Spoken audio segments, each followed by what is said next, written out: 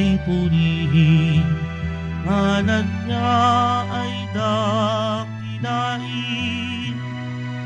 Panginoon ay purihin, ngalan niya ay dakilain. Panginoon, ikaw ang may likha ng langit, dagat at lupa, ng buwan, araw at mga bituin, tanang nilalang sa papawirin. Panginoon ay purihin, ngalan niya ay dakilain. Panginoon ay purihin, ngalan niya ay dakilain. Ngalan niya ay dakilain.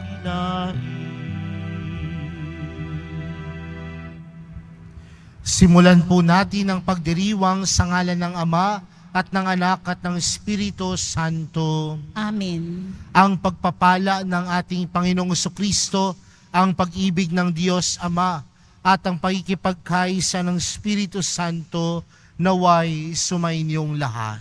At sumayo rin. Mga kapatid, tayong lahat ay nagkakatipon sa araw na ito upang magdiwang ng banal na Eukaristiya. At upang tayo po ay maging karapat-dapat gumanap sa banal na pagdiriwang na ito, alalahanin po natin ang ating mga pagkukulang at nagawang pagkakasala, at buong kababaang loob po tayong humiling ng awa at pagpapatawad mula sa Diyos. Sinugong tagapagpagaling sa mga nagsisisi, Panginoon, kaawaan mo kami. Panginoon, kaawaan mo kami. Dumating na tagapag-anyayang mga makasalanan ay magsisi, Kristo, kaawaan mo kami. Kristo, kaawaan mo kami. Nakaluklok ka sa kanan ng Diyos Ama para ipamagitan kami. Panginoon, kaawaan mo kami. Panginoon, kaawaan mo kami. Kaawaan tayo ng makapangyarihang Diyos. Patawarin tayo sa ating mga kasalanan at patnubayan tayo sa buhay na walang hanggan. Amen. Manalangin tayo.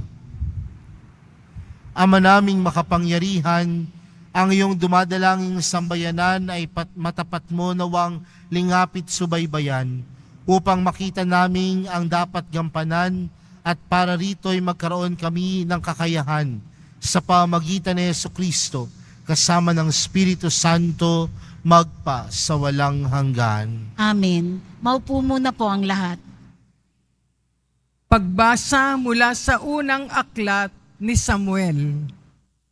Dumating ang araw na nagdigmaan ang mga Israelita at ang mga Pilisteo. Sa Ebenezer nagkampo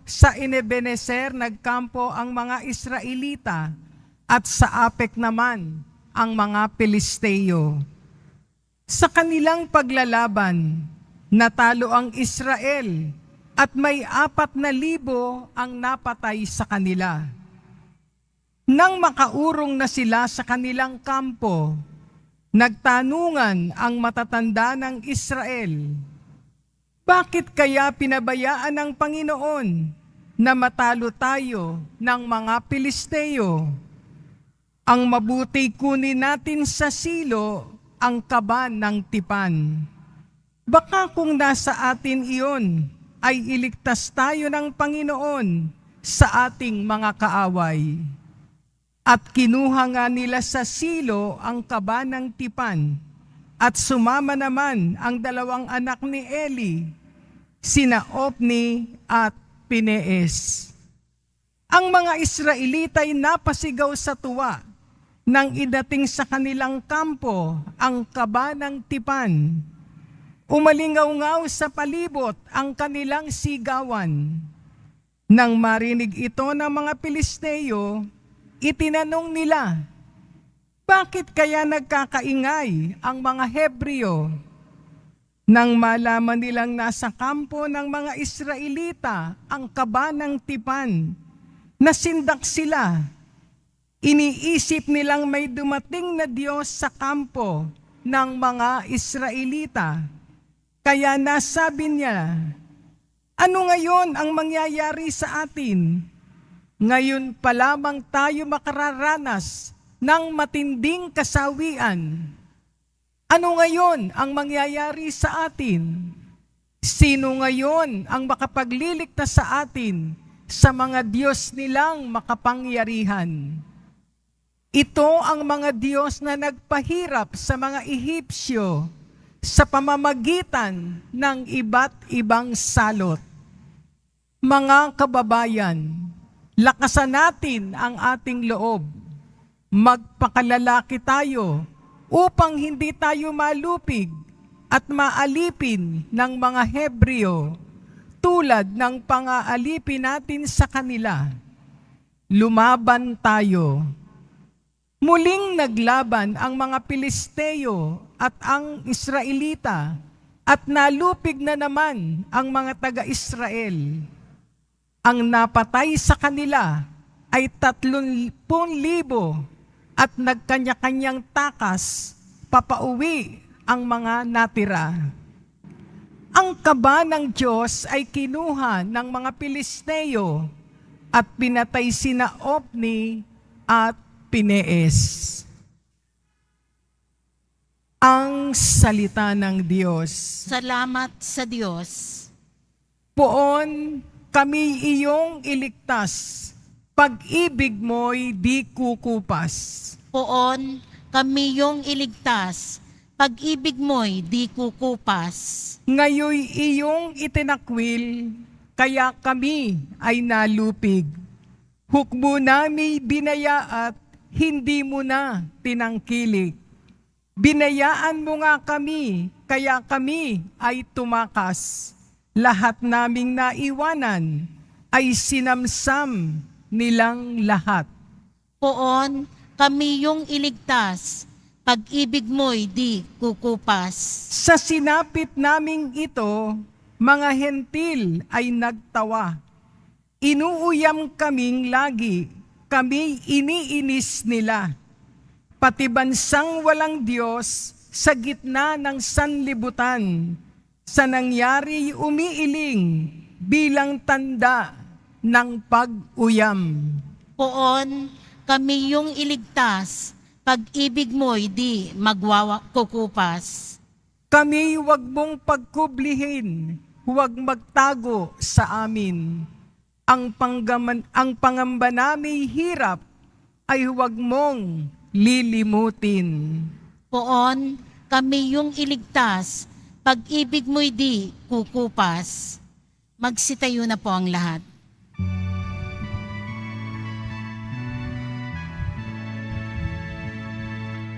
Hallelujah,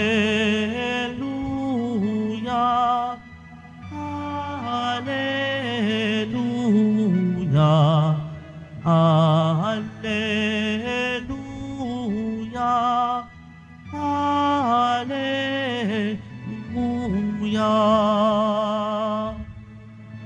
Ipinangaral ni Jesus ang paghahari ng Diyos, sakit ay kanyang ginamot.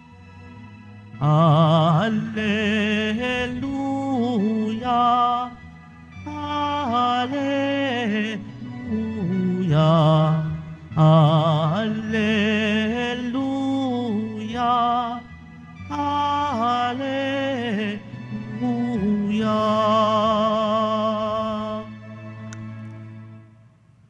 Sumainyo ang Panginoon. At sumaiyo rin. Ang mabuting balita ng Panginoon ayon kay San Marcos. Papuri sa iyo, Panginoon. Noong panahong iyon, may isang ketonging lumapit kay Jesus, nanikluhod at nagmakaawa. Kung ibig po ninyo'y mapagagaling ninyo ako. Nahabag si Jesus at hinipo siya sa bayang wika, ibig ko, gumaling ka. No hindi nawala ang ketong at gumaling ang tao, pinalis siya agad ni Jesus, matapos ang ganitong maigpit na bilin. Huwag mong sasabihin ito kanino man. Sa halip ay pasuri ka sa saserdote. Pagkatapos maghandog ka ayon sa inutos ni Moises upang patunayan sa mga tao na ikaw ay magaling na. Ngunit umalis siya at bagkos ipinamalita ang nangyari, ano pat hindi na hayagang makapasok ng bayan si Jesus. Naroon na lamang siya sa labas sa mga ilang na pook at doon pinagsasadya ng mga tao buhat sa iba't ibang dako. Mga kapatid, ang mabuting balita ng Panginoon. Pinupuri ka namin, Panginoong Hesukristo. Maupo muna po ang lahat. Magandang umaga po sa inyong lahat. Ang buhay po natin ay hindi perpekto. May kasabihan nga po tayong mga Pilipino na ang buhay natin ay parang gulong. Ang buhay natin ay bilog. At ano pong ibig sabihin nun? Hindi habang panahon, ikaw ay nasa taas. May mga pagkakataon na ikaw ay iilalim.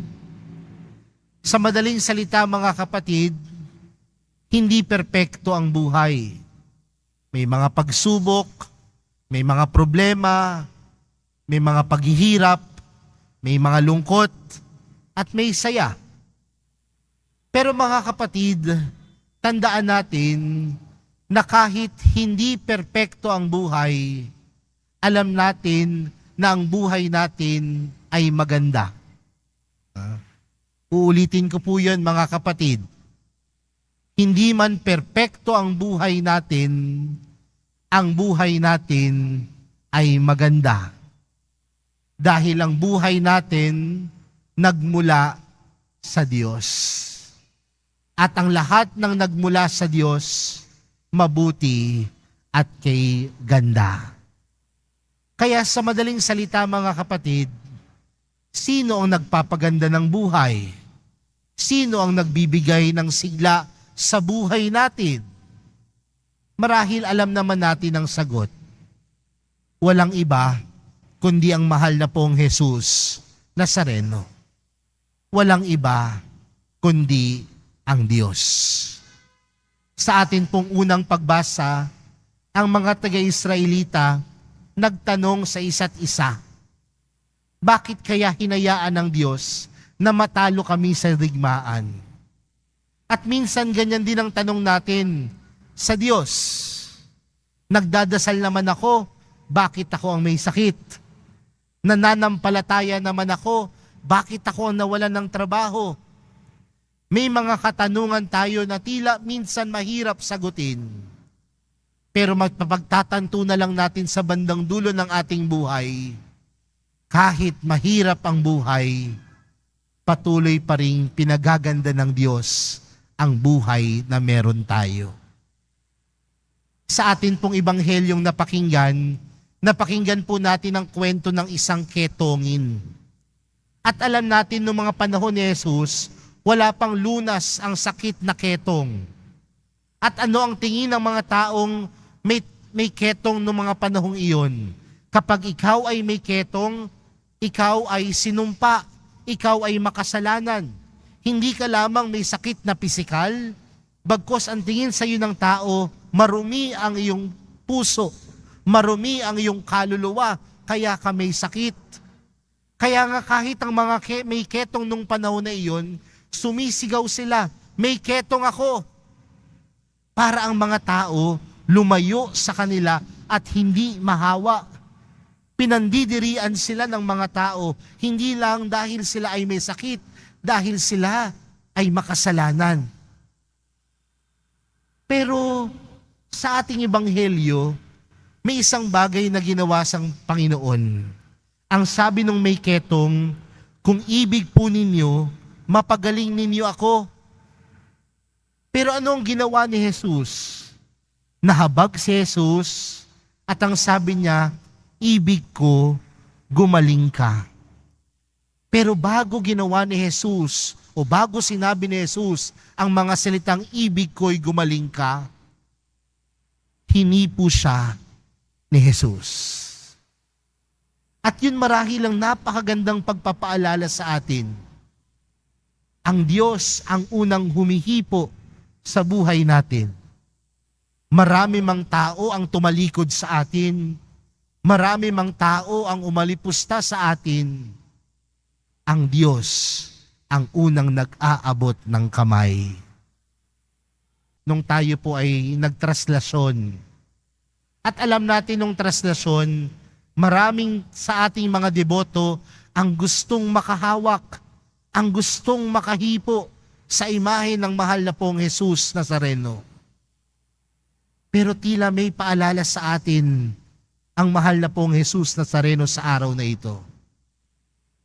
Sa kagustuhan nating unang humipo sa Kanya, baka hindi natin napapansin sa buhay natin na siya ang unang humihipo at humahawak sa puso ng bawat isa.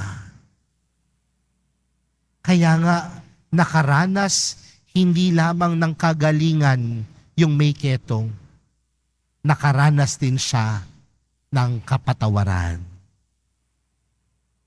Mga kapatid, ang buhay natin hindi perpekto. Maraming pagkakasala, maraming pagkadarapa. Pero, ang Diyos ang nagpapaganda ng buhay. Bakit? Dahil laging nandoon ang pagpapatawad. Laging nandoon ang awa. Laging nandoon ang pagmamahal sa atin ng Diyos. Hindi man yan perpekto. Marami man yang kakulangan. Marami man yang kahinaan ang buhay na meron tayo. Pero tandaan natin sa araw na ito, ang buhay ay maganda dahil ito ay pinagaganda ng mahal na pong Jesus Nazareno. Amen. Tumayo na po ang lahat.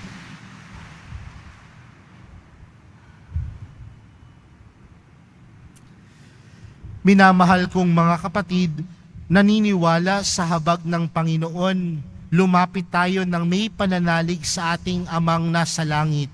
Ang atin pong panalangin, Amang mahabagin, pakinggan mo kami. Amang mahabagin, pakinggan mo kami. Ang simbahan, naway hindi magkulang sa kanyang tungkulin, na tanggapin ang mga napapabayaan. Manalangin tayo. Amang mahabagin, pakinggan mo kami. Ang ating gobyerno, naway makapagbigay ng mahusay na programang pangkalusugan at paigtingin pa ang kanilang pagsusulong ng malusog na kapaligiran. Manalangin tayo. Amang mahabagin, pakinggan mo kami. Bilang isang komunidad, tayo naway tumulong ng may pag-ibig at malasakit sa mga binabaliwala ng lipunan. Manalangin tayo. Amang mahabagin, pakinggan mo kami. Ang mga mahihirap at mga may sakit, naway makatagpo ng atensyon at tulong medikal mula sa mga may mabubuting kalooban. Manalangin tayo. Amang mahabagin, pakinggan mo kami. Maawaing Ama, palalimin mo ang aming mga diwa ng habag at pangunawa sa mga nagdurusa. Hinihiling namin ito sa pamagitan ni Kristong aming Panginoon. Amen. Maupo muna po ang lahat.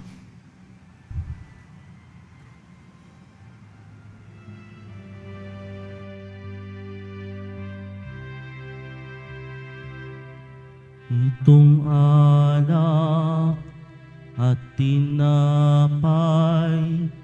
ay handog sa'yo, Ama. Ito'y bunga ng aming gawang iyong pinagpala. Sumasamo ang iyong bayan tanggapit iyong basbasan nang sa amin maging tunay na katawan at dugo ng iyong anak.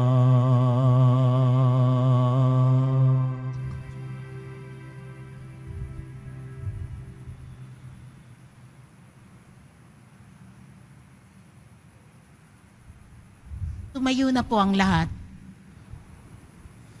Manalangin po kayo mga kapatid upang ang paghahain natin ay kalugdan ng Diyos amang makapangyarihan. Tanggapin nawa ng Panginoon itong paghahain sa iyong mga kamay, sa kapurihan niya at karangalan sa ating kapakinabangan at sa buong sambayanan niyang banal. Ama naming lumikha ang paghahain ito ng iyong sambayanan, ang iyong marapati ngayong paunlakan.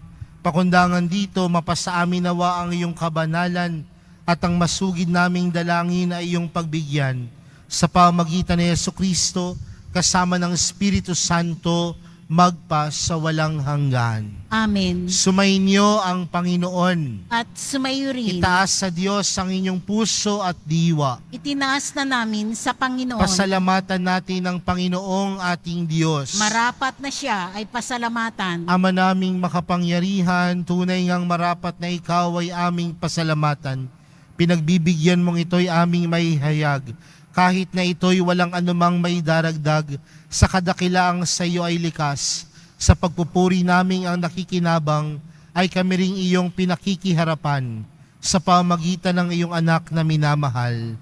Kaya kaisa ng mga anghel na nagsisiawit ng papuri sa iyo, nang walang humpay sa kalangitan, kami nagbubunyi sa iyong kadakilaan. Santo, Santo, Santo, Panginoong Diyos ng mga hukbo, napupuno ang langit at lupa ng kadakilaan mo, o sana sa kaitaasan, pinagpala ang naparirito sa ngalan ng Panginoon, o sana sa kaitaasan, lumuhod po ang lahat. Ama naming banal, ikaw ang bukal ng tanang kabanalan, kaya't sa pamagitan ng iyong Espiritu, gawin mong banal ang kaloob na ito upang para sa aming maging katawan at dugo ng aming Panginoong Hesukristo. Bago niya pinagtiis ang kusang loob na maging handog, hinawakan niya ang tinapay, pinasalamatan kanya, pinaghati-hati niya iyon, iniabot sa kanyang mga alagad at sinabi, "Tanggapin ninyong lahat ito at kanin. Ito ang aking katawan na ihahandog para sa inyo."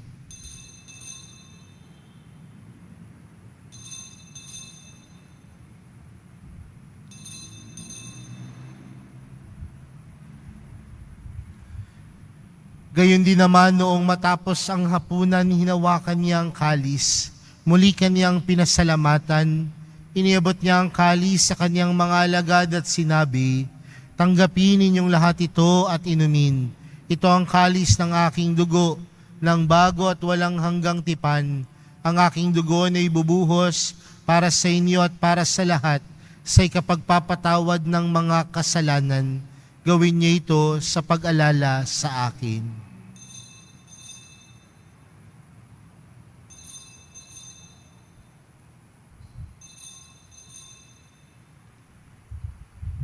Tumayo na po ang lahat. Ipagbunyi natin ang misteryo ng pananampalataya. Si Kristo'y namatay, si Kristo'y nabuhay, si Kristo'y babalik sa wakas ng panahon. Ama, ginagawa namin ngayon ang pag-alala sa pagkamatay at muling pagkabuhay ng iyong anak. Kaya't inaalay namin sa iyo ang tinapay na nagbibigay buhay at ang kalis na nagkakaloob ng kaligtasan. Kami nagpapasalamat dahil kami iyong minarapat na tumayo sa harap mo para maglingkod sa iyo. Isinasamo namin kaming magsasalo-salo sa katawan at dugo ni Kristo ay mabuklod sa pagkakaisa sa pamagitan ng Espiritu Santo. Ama, lingapin mo ang iyong simbahang laganap sa buong daigdig. Puspusin mo kami sa pag-ibig kay San Francisco na aming Papa at ni Jose na aming Obispo at ng Tanang Kaparian. Alalahanin mo rin ang mga kapatid naming nahimlay nang may pag-asang sila'y muling mabubuhay, gayon din ang lahat ng mga pumanaw. Kaawaan mo sila at patuloyin sa iyong kaliwanagan. Kaawaan mo at pagindapatin kaming lahat na makasalo sa iyong buhay na walang wakas. Kaysa ng mahal na Birheng Maria na Ina ng Diyos, kaysa ng kabiyak niyang pusong si San Jose, kaysa ng mga apostol at ng lahat ng mga banal na namuhay dito sa daigdig ng kalugod-lugod sa iyo, may pagdiwang nawa namin ang pagpupuri sa ikararangal mo sa pamagitan ng iyong anak na aming Panginoong Hesukristo. Sa pamagitan ni Kristo, kasama niya at sa Kanya, ang lahat ng parangal at papuri ay sa iyo, Diyos Amang makapangyarihan, kasama ng Espiritu Santo, magpa sa walang hanggan. Amen. Lumapit po tayo sa Ama natin sa langit sa panalangin itinuro sa atin ni Jesus. Ama namin, sumasalangit ka, sambahin ang ngalan mo, mapasa amin ang kaharian mo, sundin ang loob mo dito sa lupa para nang sa langit. Bigyan mo kami ngayon ng aming kakanin sa araw-araw at patawarin mo kami sa aming mga sala para nang pagpapatawad namin sa nagkakasala sa amin. At huwag mo kami paintulot sa tukso at iadya mo kami sa lahat ng masama. Hinihiling po namin kami adya sa lahat ng masama, pagkalooban ng kapayapaan araw-araw, iligtas sa kasalanan at ilayo sa lahat ng kapahamakan, samantalang aming pinananabikan ang dakilang araw ng pagkapahayag ng tagapagligtas naming si Hesukristo. Sapagkat iyo ang kaharian at ang kapangyarihan at ang kapurihan magpakailanman. Amen. Panginoong Hesukristo, sinabi mo sa iyong mga apostol, kapayapaan ang iniwan ko sa inyo, ang aking kapayapaan ang ibinibigay ko sa inyo. Tunghayan mo ang aming pananampalataya at huwag ang aming pagkakasala. Pagkalooban mo kami ng kapayapaan at pagkakaisa ayon sa iyong kalooban, kasama ng Espiritu Santo, magpa sa walang hanggan. Amen. Ang kapayapaan ng Panginoon ay laging sumainyo. At sumayo rin. Magbigayan po kayo ng kapayapaan sa isa't isa. Kordero ng Diyos na nag-aalis ng mga kasalanan ng sanlibutan, maawa ka sa amin. Kordero ng Diyos na nag-aalis ng mga kasalanan ng sanlibutan, maawa ka sa amin. Kordero ng Diyos na nag-aalis ng mga kasalanan ng sanlibutan, ipagkaloob mo sa amin ang kapayapaan. Lumuhod po ang lahat. Narito po si Jesus, ang kordero ng Diyos. Siya ang nag-aalis ng kasalanan ng sanlibutan. Mapalad ang mga inaanyayahan sa kanyang piging. Panginoon, hindi ako karapat-dapat na magpatuloy sa iyo, ngunit sa isang salita mo lamang ay gagaling na ako.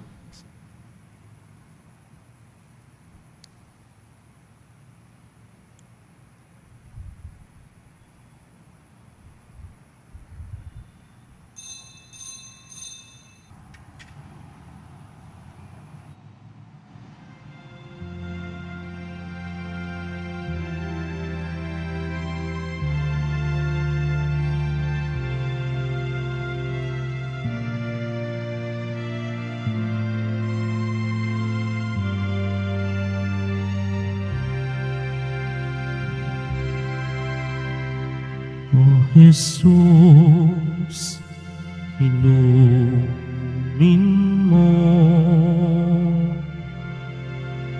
aking sugatang puso ng aking mahango.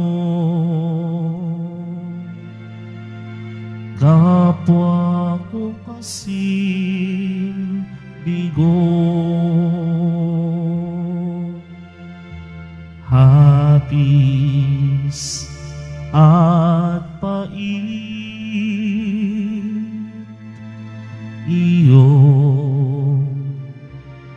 patamisin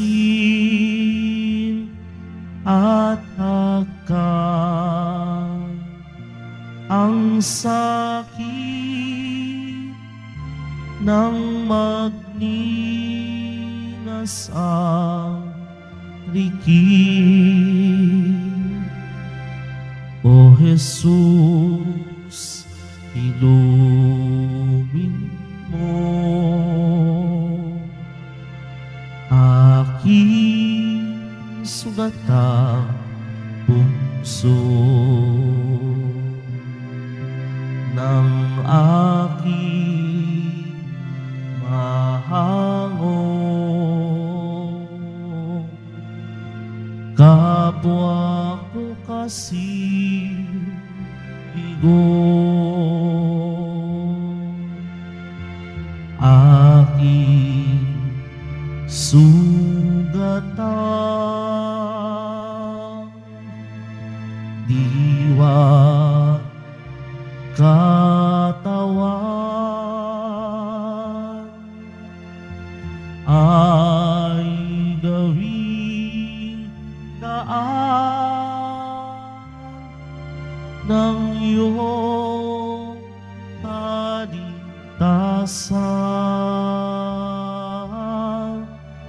O Jesus, hidumin mo aking sugatang puso ng aking mahango. Kapwa ko kasi bigo.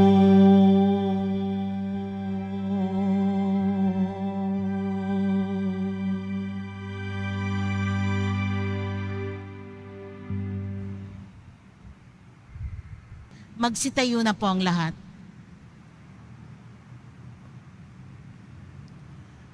Manalangin tayo.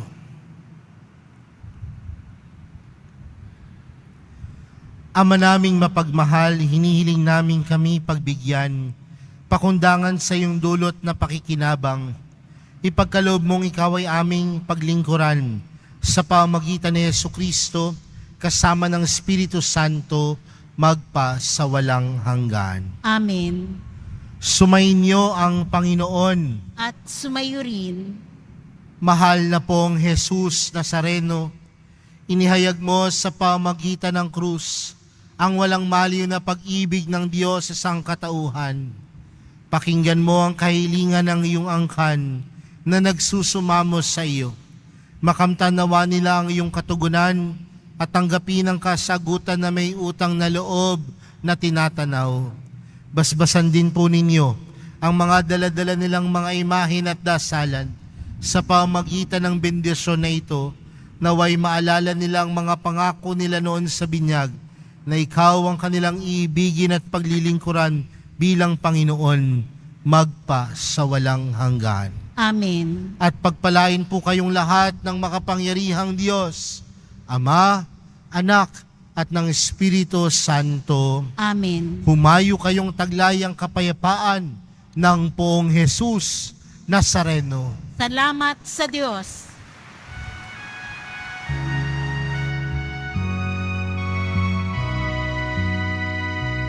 Nuestro Padre Jesus Nazareno, sinasamba ka namin, pinipintuho ka namin, aral mo ang aming buhay at kaligtasan.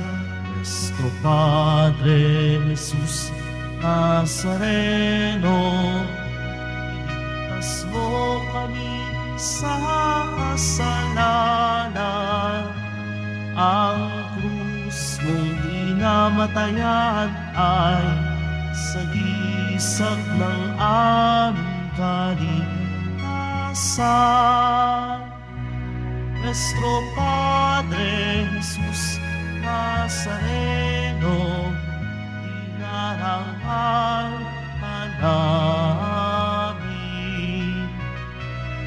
Nuestro Padre Jesus Nazareno, ilumahati ka namin.